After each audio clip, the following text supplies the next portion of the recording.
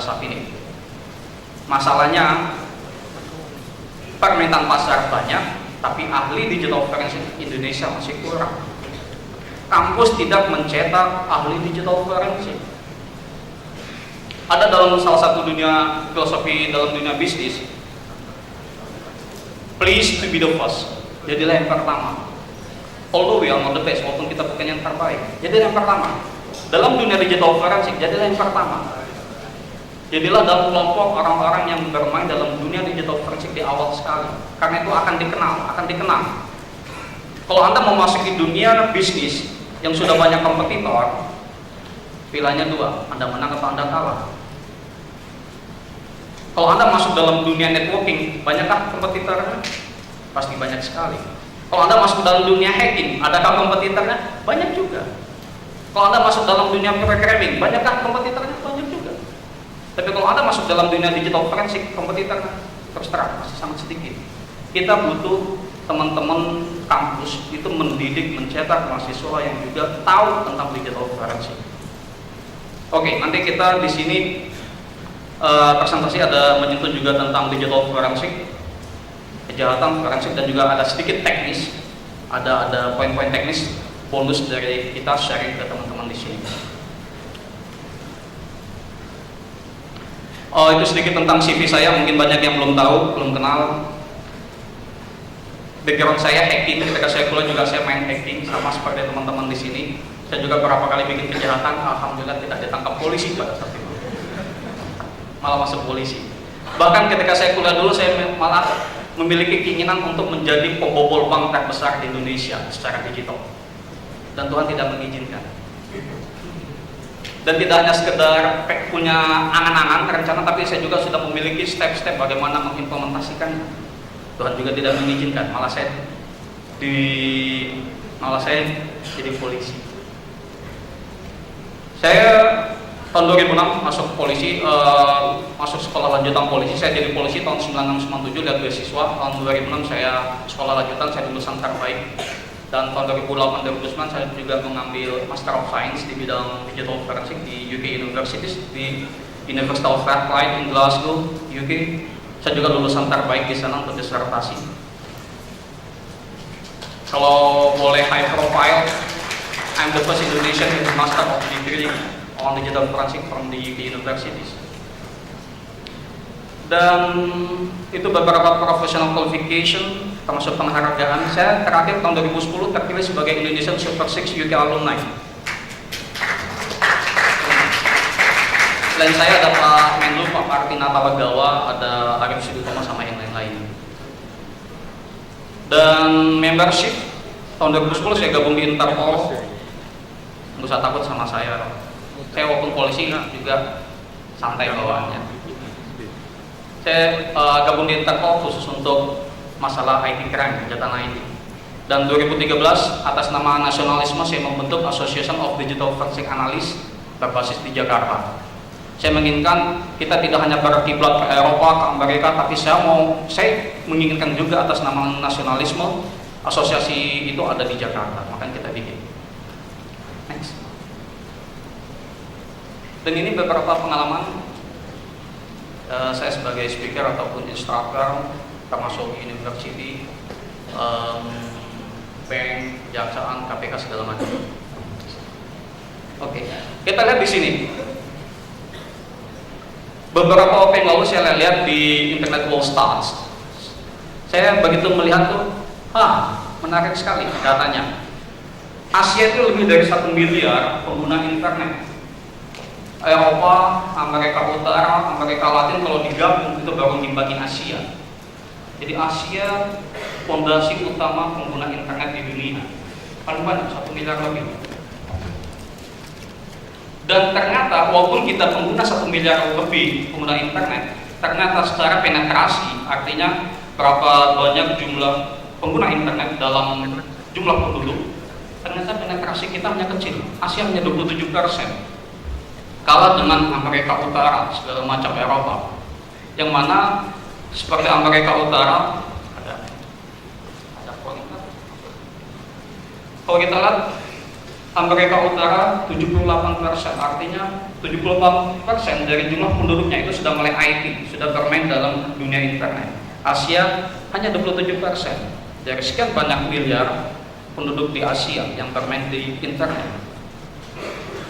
Next.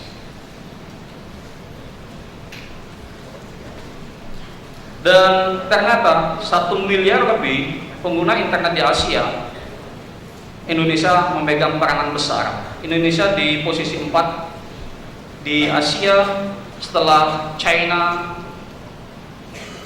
Terima kasih. Setelah China, India, Jepang, dan Indonesia. Jadi Indonesia termasuk banyak pengguna internet di sini. Apalagi kalau nanti beberapa tahun mendatang makin maju, makin melek IT, Indonesia sangat mungkin di atasnya Jepang ataupun di atasnya India. Tapi tidak mungkin kita di atasnya China, karena jumlah penduduknya beda sekali, jauh. Dan kalau kita lihat di sini, walaupun kita nomor 4 di Asia untuk pengguna internet, ternyata penetrasi kita itu sedikit, hanya 22% dari jumlah penduduk Indonesia. Artinya dari 248 juta penduduk Indonesia, ternyata hanya 22% yang menggunakan internet, sedikit sekali. Dan menariknya kalau kita lihat data di depan, dari 55 juta penduduk Indonesia, ternyata 51 juta diantaranya pengguna Facebook. Artinya orang Indonesia itu senang sekali dengan Facebook. Adakah di sini yang nggak punya Facebook? Semuanya punya Facebook sini, mantap. Kita sering guyon sama teman-teman komputer profesional, hati-hati dengan Facebook, karena banyak sekali yang kita dapatkan kejahatan kaitannya dengan Facebook. Banyak sekali kejahatan yang kita dengan, bahkan kita sempat guyon, Facebook itu tempat berkumpulnya para korban kejahatan, para pelaku kejahatan, para pelaku pemasaran yang pengen memasarkan produknya. Artinya Anda harus hati-hati bermain dengan Facebook. Kalau Anda tidak jadi pelaku kejahatan, Anda jadi korban kejahatan, atau Anda menjadi pemasaran suatu produk, atau mencari teman, pacar kah, istri kah, suami kah, juga di Facebook. Hati-hati, karena Facebook itu banyak sekali yang identitas ganda atau identitas tidak jelas. Seminggu yang lalu kita dapatkan kasus ada suami dan istri ribut dan akhirnya cerai. Ketika mereka masih akur, suami dan istri ini berbagi password Facebook. Jadi suami tahu password Facebooknya si istri tahu juga password Facebooknya si suami. Ketika masih akur, ketika sudah cerai, suaminya nakal. Karena dia tahu password Facebooknya si istri, si suami ini mengupload foto-foto porno istrinya ke Facebook mantan istrinya. Dan itu terjadi, dan itu tidak sekali.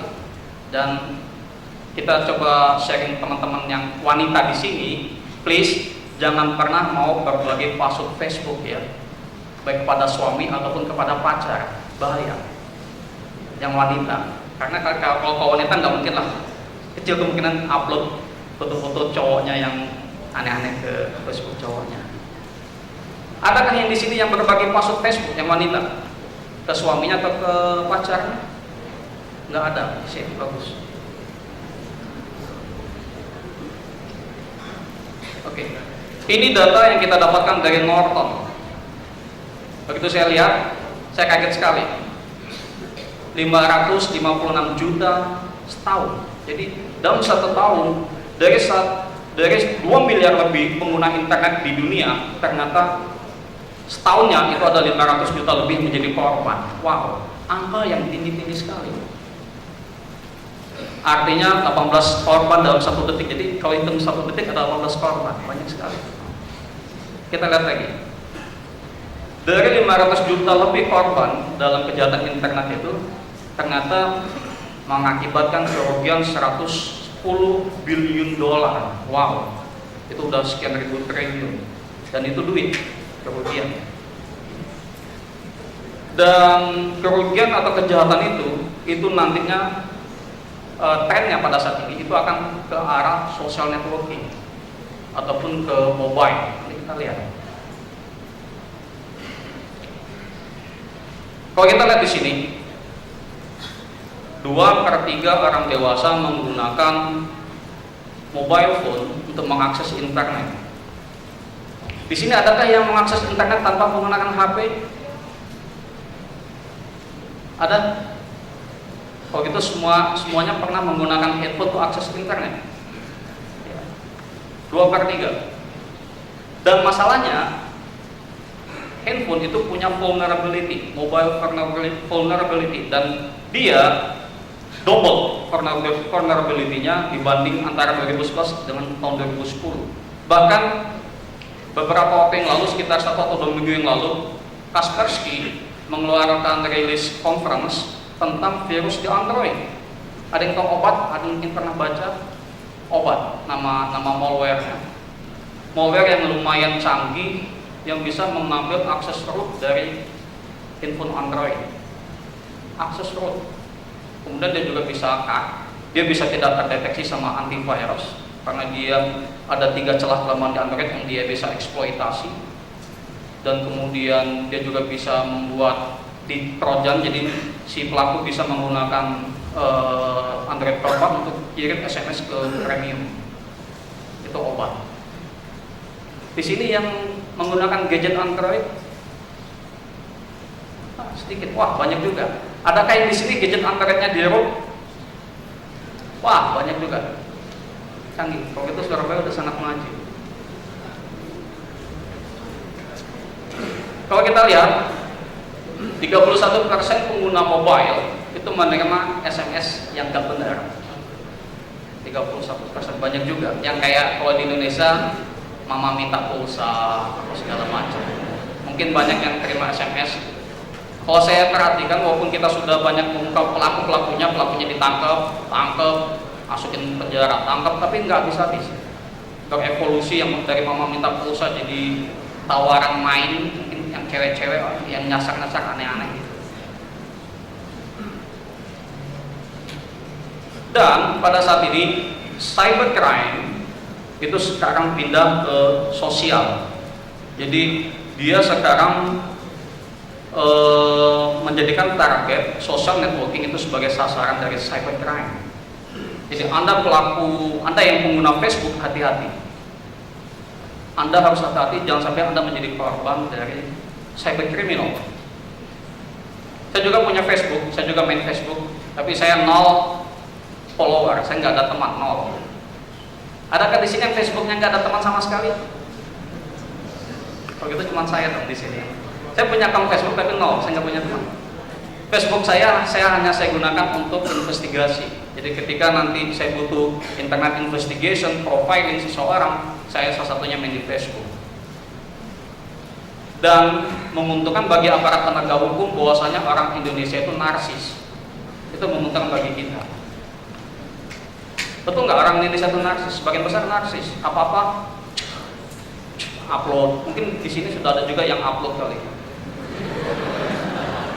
Atau update status segala macam. Sehingga ketika kita pengen profiling seseorang, siapakah si A, tinggalnya di mana, istrinya siapa, anak-anaknya siapa, kerjanya di mana, itu memudahkan bagi kita melakukan profiling. Dan kebanyakan kita bisa dapatkan data dari Facebook, selain dari situs-situs yang lain. Jadi hati-hati kalau Anda bermain Facebook, jangan sampai Anda terkesima akhirnya accept pertemanan dengan yang dikira wanita cantik atau yang dikira cowok ganteng. Hati-hati. Anda ketika main Facebook, Anda juga pahami diri Anda sebagai korban kejahatan, calon korban kejahatan, atau calon pelaku kejahatan. 4 dari 10 pengguna social networking itu pernah menjadi korban kejahatan. Jadi dari 10 pengguna Facebook, 4 itu pernah jadi korban. Banyak sekali. Dan 1 dari 6 pengguna itu melaporkan bahwasanya akunnya dihack atau identitasnya digunakan untuk seakan-akan bahwasanya dia, pelaku adalah dia. Itu 1 dari 6 pelaku kejahatan. Dan 1 dari 10 pengguna social networking pernah menjadi kejahatan adanya link-link sosial yang aneh-aneh yang tidak benar. Artinya banyak sekali celah-celah kejahatan lewat sosial media. Oke, kita masuk ke digital forensik. Bagaimana sih investigasinya? Jadi kita ngomong sudah sekian banyak internet user, kita juga sudah ngomong tentang sosial media, adanya kejahatan-kejahatan. Dan kejahatan di kita bagi menjadi 2. Kejahatan komputer dan juga kejahatan yang kaitannya dengan komputer. Jadi ada computer crime, ada computer related crime. Dua-duanya kita lakukan investigasi. Kalau computer crime itu memang betul-betul menggunakan komputer sebagai tool untuk melakukan kejahatannya, ataupun alat komputasi untuk sebagai senjata kejahatannya. Kalau computer related crime itu adalah apapun jenis kejahatannya, tapi ada barang bukti komputasi di dalam kejahatan itu, dan itu juga kita investigasi. Dari 2 jenis kejahatan itu kita lakukan investigasi secara saintifik. Kalau kita berbicara saintifik, artinya itu berbasis ilmiah, science, knowledge. Untuk hal ini itu kita butuh digital forensik. Jadi digital forensik itu adalah implementasi dari scientific crime investigation untuk melakukan investigasi, pemeriksaan, analisa terhadap barang bukti yang ada di computer crime ataupun di computer related crime. Dan output dari digital forensik itu sendiri itu adalah sebagai alat bukti hukum yang sah. Jadi digital forensik itu tidak bermain di dunia awam-awam yang tidak ada output yang tidak jelas. Output dari dunia digital forensik itu jelas sebagai alat bukti hukum yang sah. Sudah ada undang-undang yang mengaturnya. Ada namanya Undang-Undang Nomor 11 Tahun 2008, yaitu Undang-Undang ITE, Informasi dan Transaksi Elektronik. Di pasal 5 menyatakan informasi elektronik dan atau dokumen elektronik itu menjadi alat bukti hukum yang sah, legitimate evidence. Dan Undang-Undang ITE kalau kita lihat, kejahatan-kejahatan yang di sana itu sangat seret. Kalau Anda melakukan kejahatan dan unsur-unsur pasal itu terpenuhi, ancamannya itu serem sekali. Yang denda sampai miliaran rupiah, ya paling kecil 600-700 juta, sampai miliaran, sampai ada 4 miliar, belum lagi hukuman penjara. Jadi please, Anda silakan tahu ilmu security, celah-celah kelemahan, hacking, tapi jangan disalahgunakan. Kita juga punya banyak komunitas dunia bawah tanah, teman-teman hacking. Kita sering menyampaikan ke teman-teman itu, sekarang itu kita nggak usah lagi lah cari-cari musuh, ngehack, bla bla bla segala macam. Udah, sekarang kita pikirkan cari duit saja. Jadi hacking kita gunakan untuk cari duit. Bagaimana? Itulah yang kita namakan pen test, penetration tester. Jadi sebenarnya pen test itu hacking juga, tapi jadi duit. Kita melakukan hacking dengan seizin admin ataupun manajemen dari suatu sistem atau situs target. Dan itu duit. Saya punya teman yang melakukan pen test, bisa 1 minggu, bisa sampai 1 bulan. Dia dibayar antara 50 juta, 30-50 juta, sampai ada yang 200-300 juta untuk 1 minggu atau 1 bulan kegiatan pen test. Lumayan kan? Halal. Jadi nggak usah lagi main carding, nanti cari-cari polisi, pakai helm juga takut-takut kalau beli helm hasil carding segala macam. Dan alat bukti yang keluar dari digital forensik itu salah satunya sebagai saksi ahli di persidangan. Oleh karena itu, kita juga sering hadir di persidangan sebagai saksi ahli. Jadi memberikan testimoni bagaimana proses terjadinya kejahatan, begitu kejahatan komputer ataupun barang bukti komputer dari computer related crime, kita jelaskan ke majelis hakim. Ini jenis kejahatan, ada banyak tapi ini saya list beberapa saja. Artinya betul-betul computer crime menggunakan komputer sebagai tool untuk melakukan kejahatan. Kalau kita lihat di depan, ada satu yang sempat sekitar sebulan 2 bulan yang lalu yang membuat saya itu kaget tentang DOS, Denial of Service. Adakah yang di sini yang pernah membaca atau sempat lihat atau di TV ataupun di internet tentang cyber bunker lawan spam house? Ada yang pernah dengar? Spam house, ada yang pernah dengar atau baca tentang spam house? Spam house itu salah satu agensi yang membuat blacklist situs-situs mana atau sistem-sistem mana yang menjadi sumber spam di dunia. Karena spam itu suatu kerugian bagi dunia internet. Dan spam house membuat list-listnya. 2 bulan atau 3 bulan yang lalu, mungkin 2 bulan yang lalu, spam house membuat list baru, memasukkan cyberbunker sebagai blacklistnya. Ternyata cyberbunker nggak terima. Cyberbunker dari Belanda nggak terima. 2 hari kemudian spam house itu diserang dengan DDoS yang memecahkan rekor DDoS dalam dunia internet, dunia kejahatan internet. Jadi DDoS yang menyerang ke spam house itu 300 Gbps. Wow, 300 gigabit per second. Lumpuh spam house-nya. Saya sempat kepikir, kalau 300 Gbps ini ambil aja sepertiganya, 100 gitu, menyerang ke Telkomsel. Terus kita nggak bisa main internet dong lewat Telkomsel. Terus 100 lagi menyerang ke Indosat, lumpuh juga internet Indosat. Terus 100-nya menyerang ke mana lagi gitu. Kalau itu memang benar terjadi, kita lumpuh. Indonesia tanpa internet bisa merusak navigasi segala macam, transfer bank segala macam. Dan itu sangat mungkin di kemudian hari 300 Gbps itu akan naik jadi 400, jadi 500. Apakah itu bukan ancaman? Ancaman. Kalau itu diimplementasikan ke satu negara, misalnya Indonesia, iya, itulah cyber terrorism. Pertanyaannya, apakah kita sudah siap menghadapi DDoS segede itu? Saya juga ngomong sama teman-teman IDCRT, kalau misalnya 300 Gbps ini menghantam Indonesia, apakah kita sudah siap menghadapinya? Kembali lagi cyber defense. Saya menginginkan Indonesia itu sudah siap sebelum kejahatan itu terjadi. Jangan sampai kejahatan itu terjadi kita baru repot, baru umek. Khasnya orang Indonesia kadang-kadang baru reaktif ketika sudah terjadi, dan itu saya tidak inginkan. Itu yang saya tidak suka. Mestinya kita sudah memposisikan siap ketika kejahatan itu terjadi, kita tidak ada masalah. Anda bayangkan 300 Gbps itu angka yang sangat tinggi. Kecepatan bandwidth Indonesia aja seberapa? Saya nggak tahu kalau UNER berapa bandwidthnya. Kalau UNER berapa bandwidthnya? Adakah 1 Gbps, 10 Gbps, UNER?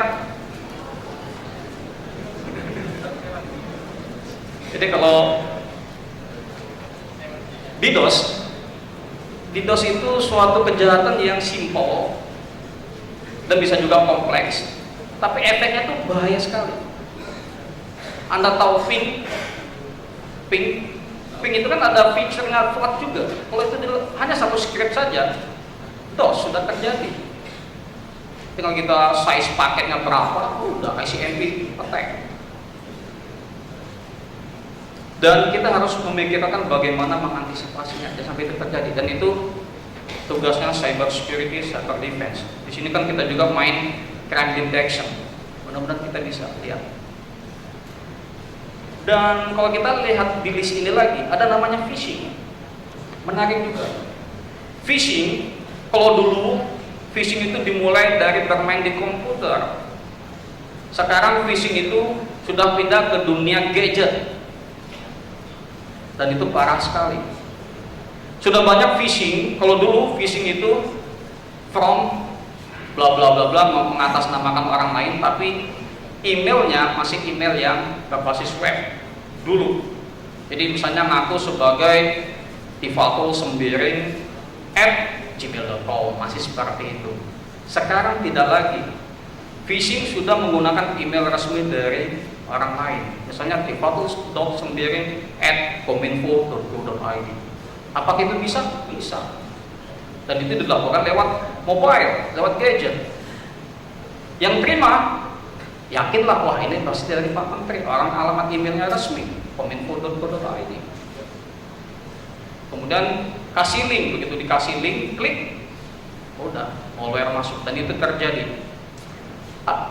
Ada banyak kasus kejahatan perbankan di dunia terakhir menyerang ke Federal Bank di Australia, kayak BI-nya Indonesia, itu lewat phishing yang seakan-akan dikirim dari pos besar Federal Bank-nya di sana, Federal bank federalnya di sana. Dan si staff yakin kalau itu yang ngirim memang betul-betul bosnya, sehingga di email disebutkan silakan buka attachment email ini. Begitu dibuka attachment email, malware automatically masuk ke dalam sistem komputasinya, dan itu ngedown selama 1 tahun. Berapa banyak data informasi yang diambil sama pelaku? Kok lama sekali. Trojan juga berevolusi, semakin sulit untuk antivirus kerja itu kan didasarkan pada signature, betul nggak? Anti malware kerja sebagai didasarkan juga pada signature, dan pembuat malware sekarang dia berevolusi bagaimana signature-nya sama dengan sistem yang diserang.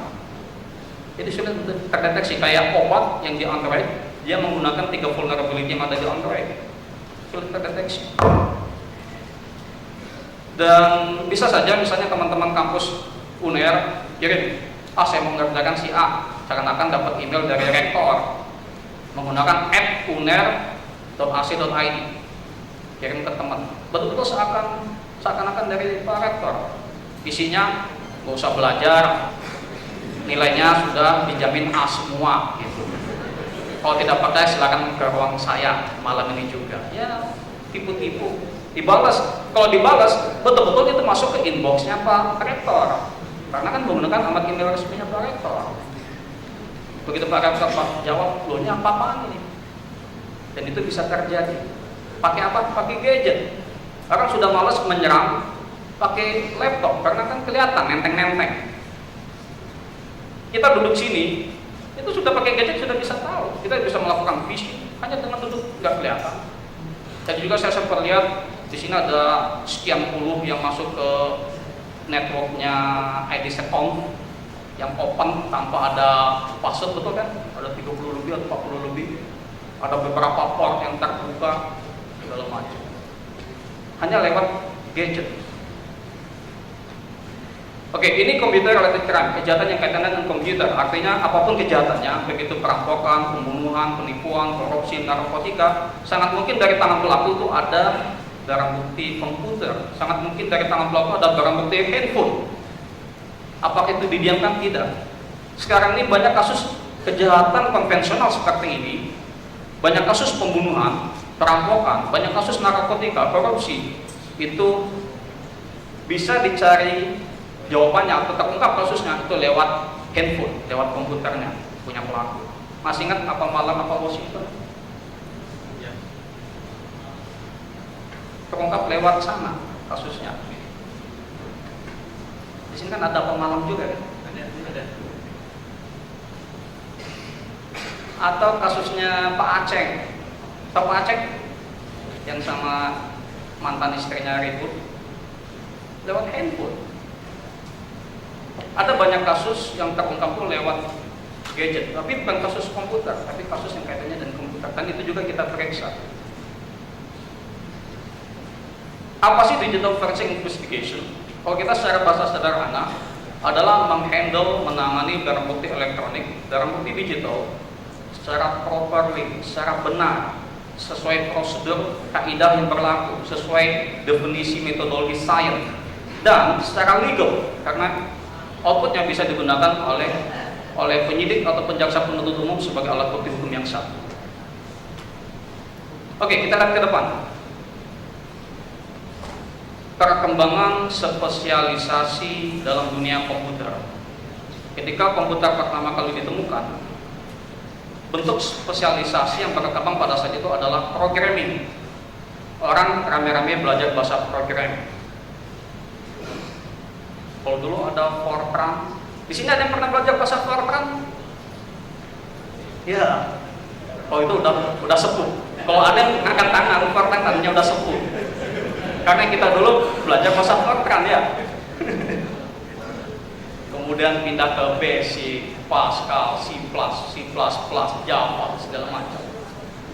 Orang rame-rame bikin software, bikin virus, pada waktu itu. Itu bentuk spesialisasi pertama. Kemudian berkembang ketika ditemukannya jaringan komputer bisa dihubungkan satu komputer atau komputer lain, beda lagi perkembangannya. Orang rame-rame belajar networking sampai saat ini. Masih bagaimana sih networking ini, terhubung ini yang awalnya pakai wire, kabel sehingga menjadi wireless tanpa kabel, internet menjadi intranet segala macam. Kemudian berkembang lagi bagaimana membuat website developing, information management, bagaimana mengatur informasi ini supaya bisa tersedia, available, bisa diakses sama siapa, security-nya bagaimana, hingga ke pentest. Dan itu yang diajarkan di kampus-kampus di Indonesia. Kemudian ketika informasi itu semakin banyak, semakin ada yang valuable, semakin orang tertarik untuk mengambil data-datanya, timbullah hacking. Saya nggak tahu di UNER sini diajarkan nggak tentang hacking dalam satu mata kuliah, ada nggak? Atau mahasiswa dibiarkan sendiri gitu untuk tahu tentang hacking? Adakah yang menuntun? Nggak ada ya. Oke. Ketika hacking kita terjadi, kita butuh investigasi, dan investigasi itu kita namakan digital forensik. Artinya seorang digital forensik sebaiknya juga paham tentang hacking, paham tentang pentest, paham tentang networking, paham tentang programming, termasuk yang lain. Artinya kita butuh. Dan pada saat ini bisa kita bilang digital forensik satu dari 3 spesialisasi dunia komputasi yang lagi tren pada saat ini. Digital forensik. Selain digital forensik, pada computer animation, animasi itu juga lagi tren. Terus yang ketiga, hacking, pentest itu juga tren. 3 bentuk spesialisasi yang lagi tren. Permintaan pasarnya tinggi, tapi ahlinya sedikit. Gitu. Kalau kita buka perusahaan, saya buka lowongan kerja, saya mencari orang ahli networking, banyakkah yang mendaftar? Banyak. Saya buka lowongan pekerjaan, mencari ahli programming, banyakkah yang mendaftar? Banyak. Saya buka satu perusahaan dengan lowongan pekerjaan, mencari yang ahli information management, banyakkah yang mendaftar? Banyak. Kemudian saya buka lagi pekerjaan, lowongan pekerjaan, saya mencari ahli pentest, sedikit. Ahli animasi, sedikit. Apalagi ahli digital forensik, tambah sedikit lagi. Berlakulah hukum ekonomi, ketika permintaan pasar tinggi dan itu tidak tersuplai sama masyarakat, harganya jadi mahal. Kita lihat, ada satu vacancy, satu lowongan pekerjaan di Forensic Focus dulu, tahun 2011, 2 tahun yang lalu, sebagai digital forensik senior manager di kota London. Gajinya 1 tahun itu 9.000 pound sterling. Kalau dirupiahkan sekitar 1,4 M. Plus belum termasuk bonus mobil, bonus profesional.